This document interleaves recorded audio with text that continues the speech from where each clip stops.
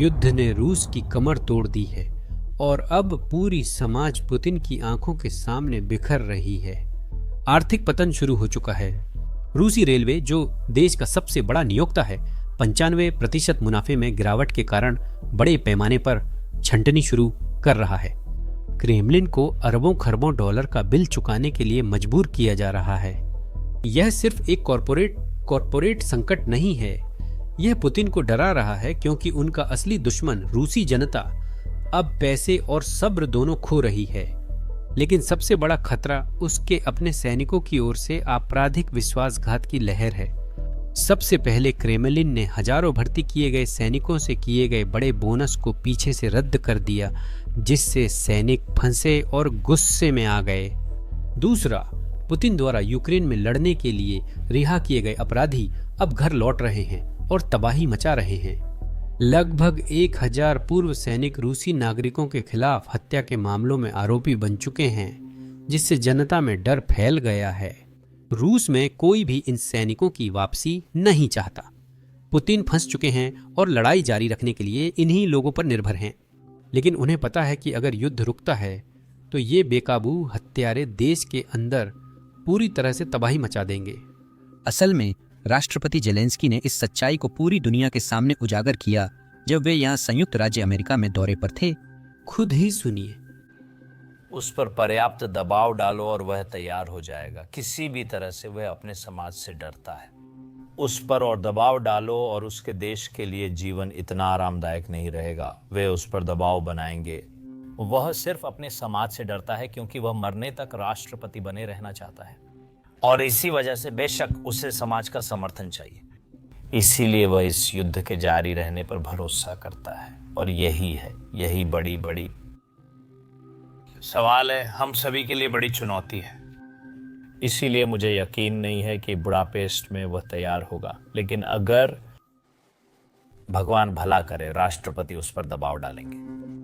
और अगर पुतिन फिर से किसी भी प्रारूप के लिए तैयार होंगे, मुझे माफ़ कीजिए कि मैं दोहरा रहा हूँ, किसी भी प्रारूप की बातचीत, द्विपक्षीय, त्रिपक्षीय, किसी भी तरह की, मुझे लगता है कि यह अच्छा होगा। वह दबाव पुतिन पर शायद राष्ट्रपति ट्रंप की तरफ से नहीं आ रहा है, लेकिन वह रूस के अंदर से आ रहा है।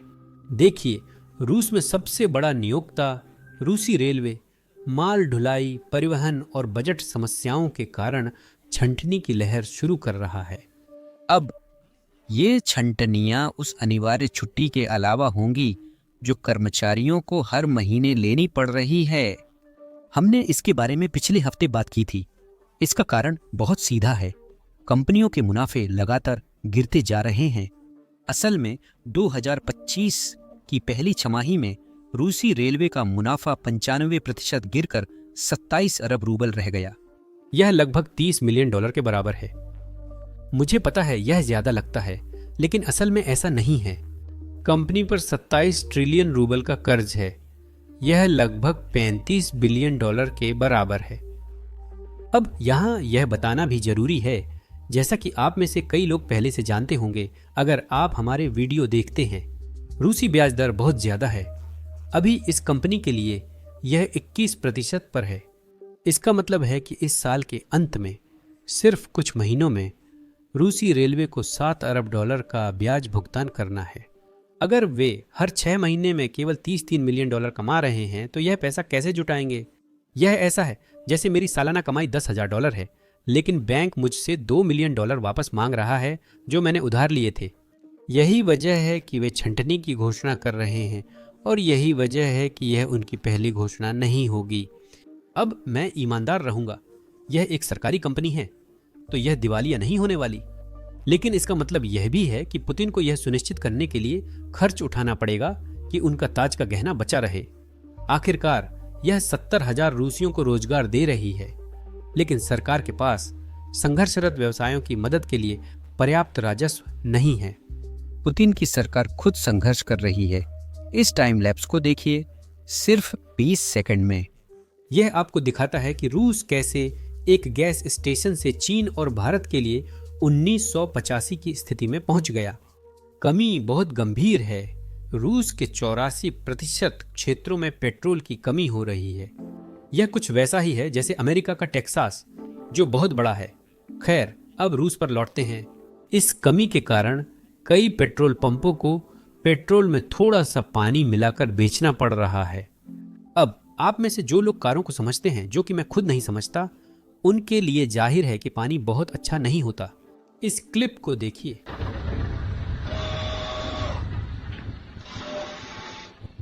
जैसा मैंने कहा, मैं कार विशेषज्ञ नहीं हूं, पर मुझे नहीं लगता कि उन्हें वहां पार्क करना चाहिए था। अब इस सारी गैस की कमी की समस्या ने पुतिन के लिए एक और समस्या खड़ी कर दी है, और वो है पैसे की समस्या।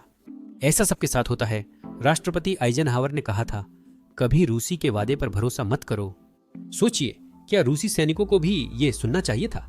क्योंकि जाहिर है पुतिन ने सैनिकों से बड़े बड़े बोनस का वादा किया था, और अब सरकार उस वादे को पीछे से रद्द कर रही है।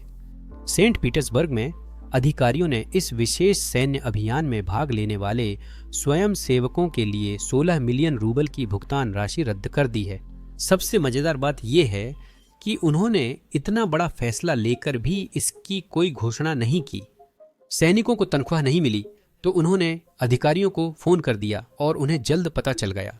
26 अगस्त को एक कानून पास हुआ जिसमें कहा गया कि सरकार को 1 अगस्त से कुछ भी भुगतान नहीं करना है। तो वे वापस गए और मूल रूप से इस कानून को लागू कर दिया। जाहिर है यह कानूनी है, तो इसका मतलब है कि ये सैनिक अब मोर्चे पर हैं, क्योंकि वे करोड़पति बनना चाहते थे। क्योंकि आप जानते हैं बोनस लाखों रूबल था, और जब वे वहां पहुंचे तो उन्हें एहसास हुआ कि जिस अनुबंध पर उन्होंने हस्ताक्षर किए थे, सरकार उसका सम्मान नहीं करने वाली है। अब मेरा अनुमान है कि यह पुतिन के लिए उससे कहीं ज्यादा सिरदर्द पैदा करेगा जितना उन्होंने शुरू में सोचा था। क्योंकि सितंबर की शुरुआत में आई इस रिपोर्ट को देखिए। क्रेमलिन यूक्रेन युद्ध के दिग्गजों की वापसी को लेकर असहज महसूस कर रहा है। ये हेडलाइन मजाक के लिए सोने की खान है, लेकिन मैं मजाक नहीं करूंगा, सिर्फ इसका असली मतलब बताऊंगा। पुतिन नहीं चाहते थे कि कोई भी सैनिक वापस आए, और मुझे यकीन है कि इसके कई कारण हैं, लेकिन ये बस मजेदार है कि रूसी सरकार इस बारे में कितनी खुली है। उन्होंने देखा कि सैनिक वापस आ रहे हैं और वे ऐसे थे। दोस्तों, मुझे नहीं लगता कि हमने इसके लिए योजना बनाई थी। क्या आप लोग फिर से मोर्चे पर जा सकते हैं? अगर ईमानदार कहूं तो हमें इसका अंदाजा था, क्योंकि आक्रमण शुरू होने से ही कुछ रिपोर्ट्स देख रहे हैं। ये शर्मनाक है। देखिए, ये कुछ महीने पहले की बात है। हमने कुछ सैनिकों को देखा जो यूक्रेन में लड़ाई से घर लौटने के तुरंत बाद पैसे की भीख मांग रहे थे। इस क्लिप में आप किसी को देख सकते हैं।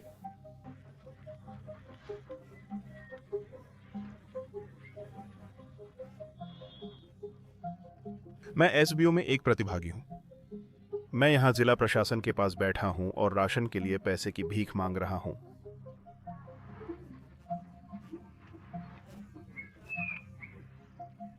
मेरे पास खाने के लिए कुछ भी नहीं है।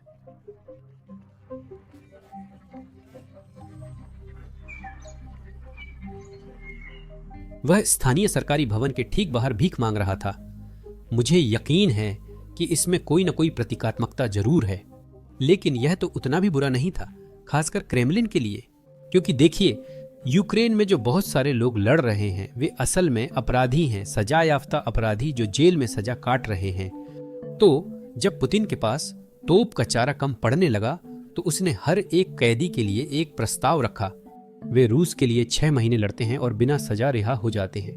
इससे फर्क नहीं पड़ता था कि ये लोग किसी बड़े जुर्माने के लिए जेल में थे या 17 लोगों की हत्या के लिए जेल में थे।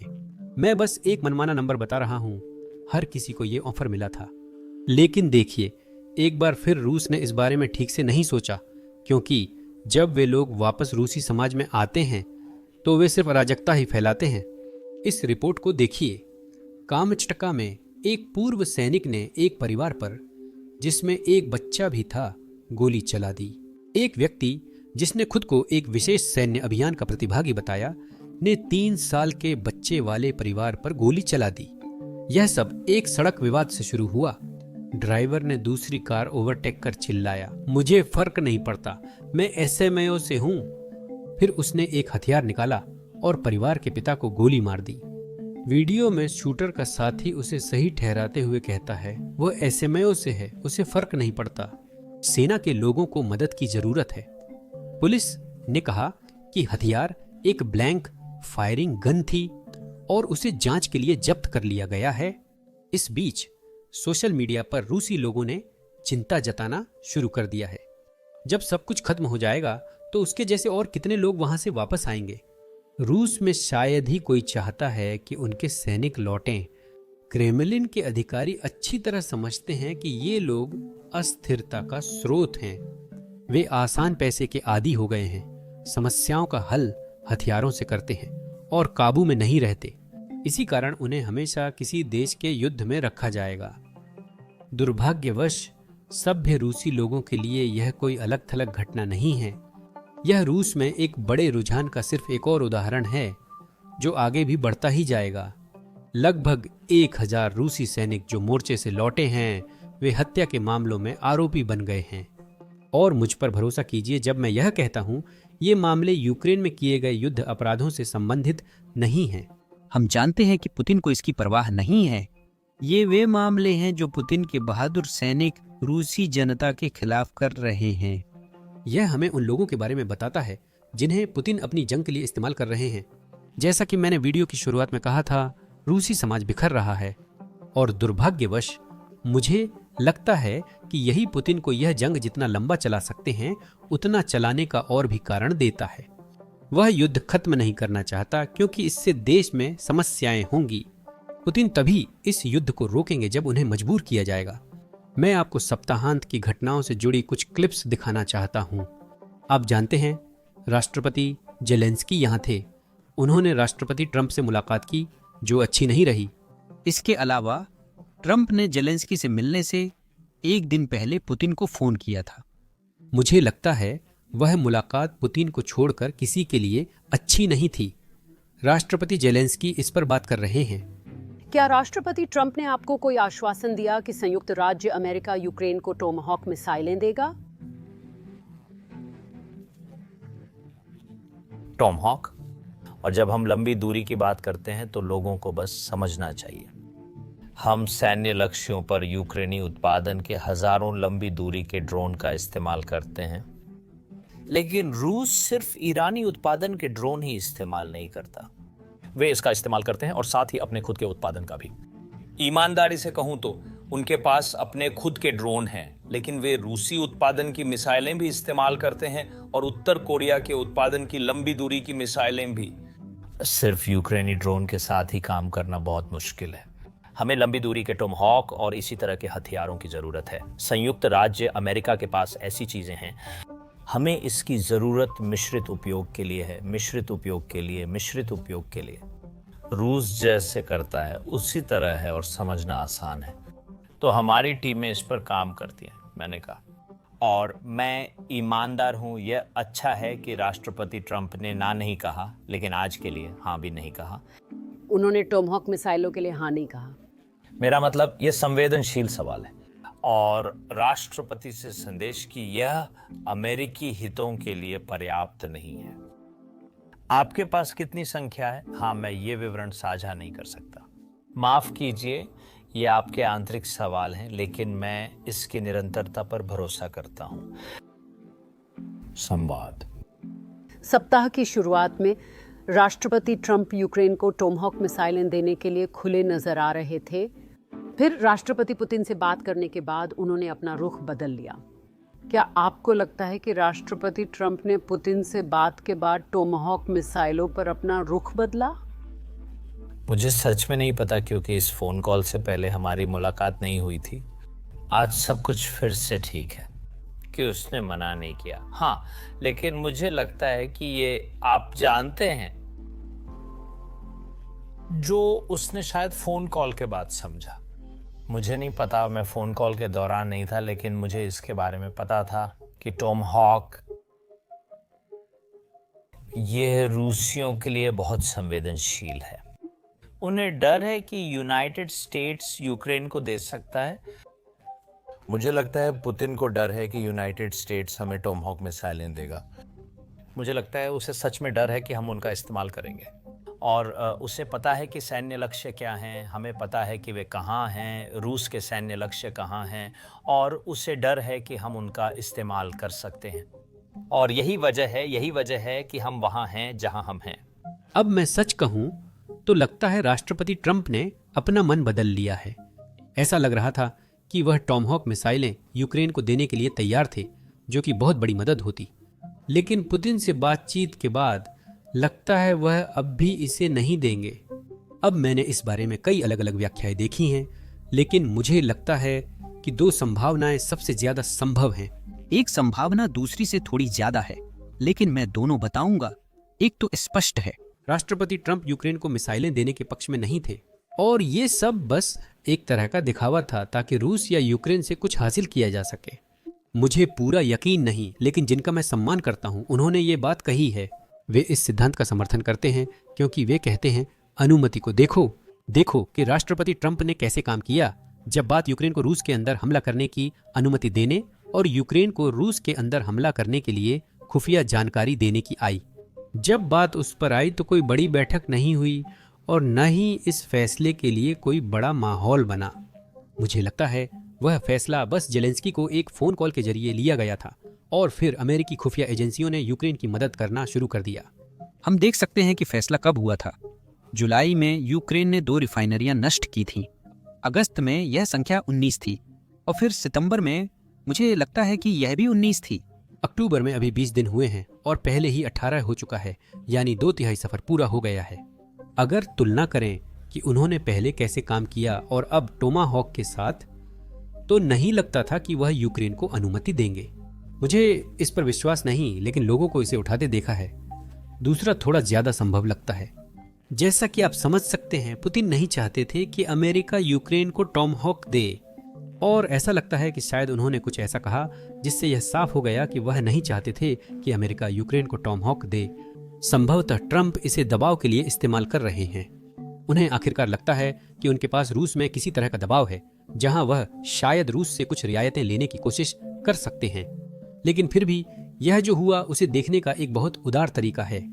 लेकिन इस सप्ताहांत किए गए घोषणाओं के आधार पर ऐसा लगता है कि रूसी विदेश मंत्री लावरोव और विदेश मंत्री मार्को रूबियो इस हफ्ते मिल रहे हैं, शायद कभी, और फिर अगले हफ्ते राष्ट्रपति ट्रंप और पुतिन के बीच बुडापेस्ट, हंगरी में एक बैठक होने वाली है। देखते हैं कि बैठक से क्या निकलता है। हमारे पास अलास्का बैठक में क्या हुआ, इसकी बहुत सारी जानकारी है। उन जानकारियों से लगता है कि पुतिन बिल्कुल नहीं बदले।